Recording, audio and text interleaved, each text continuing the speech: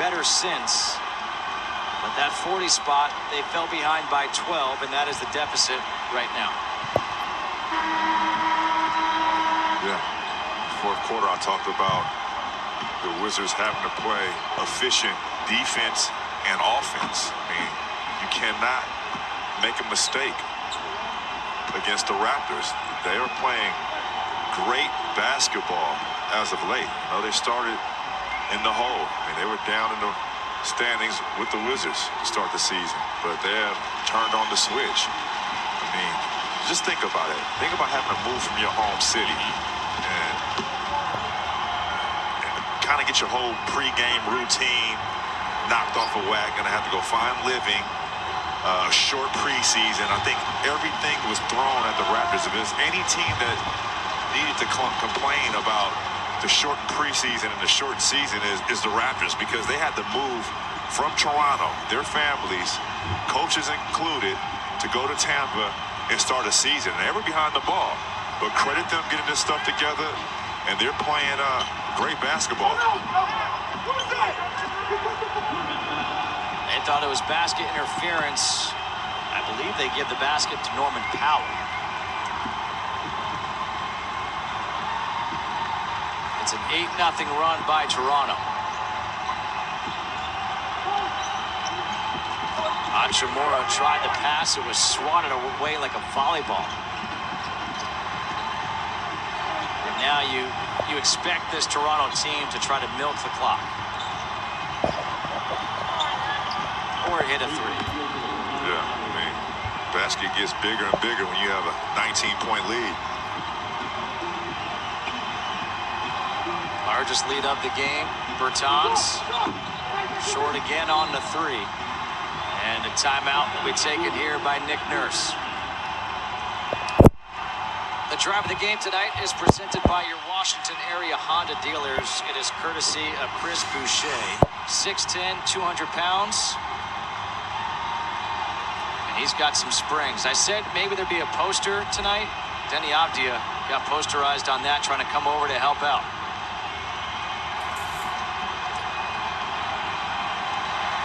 Who got you? A lot of people. Who was the first that you're like, oh, okay. Eddie Curry. Eddie Curry, man. I got dunked on in an exhibition game in Memphis my rookie year, and I tried to take a charge. And, I mean, it was one of those leans, too, where I'm right outside the restricted area, and Eddie Curry just leaned and just put all 300 pounds of his body through me and through the hoop, and I fell down, no call, and I had to take the ball out. I mean, it's no worse feeling. To the end. Yeah, absolutely. And it's no worse feeling than getting dunked on as a big man and then having to pick yourself off the ground and go take the ball out. Well, down by 19 points, you can see Beal is just irate. But you know what, JK? I got him back that game. I got him back. Scott Brooks came over in between Bradley Beal and Jason Goldenberg, so that Beal doesn't get technical fouls. But now for the Wizards, you've got Garrison Matthews, Jerome Robinson, Howell Neto, Troy Brown Jr., and Anthony Gill into the game as Terrence Davis II hits another three. It's a 14-0 run by the Raptors. And you know what? It just has that all too familiar feeling where the Wizards were able to get it close with about 7 to 8 minutes in the quarter, maybe 6 minutes in the quarter, and then this run by the Raptors, and they've taken off. It was around a 6-point, 7-point game when Bradley Beal was put back in the fourth quarter. And ever since then, I mean, the Raptors, credit them, they took off. They took off. They did everything right. They made rotations defensively. They moved the ball. They took advantage of space on the offensive end. And they're still playing at a high level right now, even though the game is out of hand. they're still playing efficient basketball. And credit Nick Nurse for getting these guys engaged. It was a 5-point game with 8.5 to go when Bradley Beal re-entered the game. And I go back to that. There was that swing where Westbrook missed the three in the corner, thought he had gotten fouled, didn't get back on defense. Powell hits a three. There was a technical foul. It turns out to be a 4-point swing, and then there was another three. It was a 7-point swing just like that.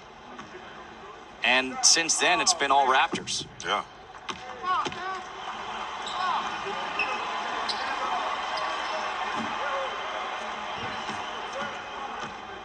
Gill at the free throw line. Makes one of two.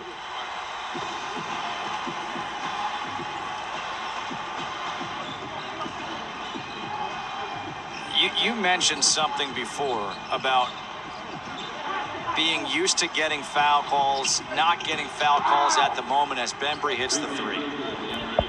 As a player, how do you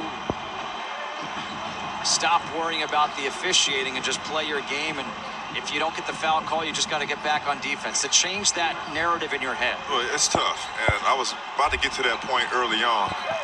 Just like there's no perfect basketball player, there's no perfect coach, and there for sure isn't a perfect official or referee. So everybody's going to make mistakes in the game collectively, whether it's the coach, the player, and the official. Everybody's going to make mistakes. But when those mistakes are made and you complain and you spend too much time on those mistakes, it can hurt you. It can hurt you. So my advice going forward, and this is for the Wizards, hey, just play through it. Just play through it, because you can see how that can change the effective outcome of a ball game. And it's a crucial window. These are crucial spurts, crucial segments of ball games that you're losing. And you do not want to lose games due to fouls, technical fouls, or arguing with the officials. But to Russell Westbrook's credit, after getting that technical foul, forcing that issue, he went on a little run himself. It will stay Wizards ball with 13.1 seconds to go. Toronto will move to 12 and 13. They have one more game on their 6-game road trip. The Wizards will fall to 6 and 16.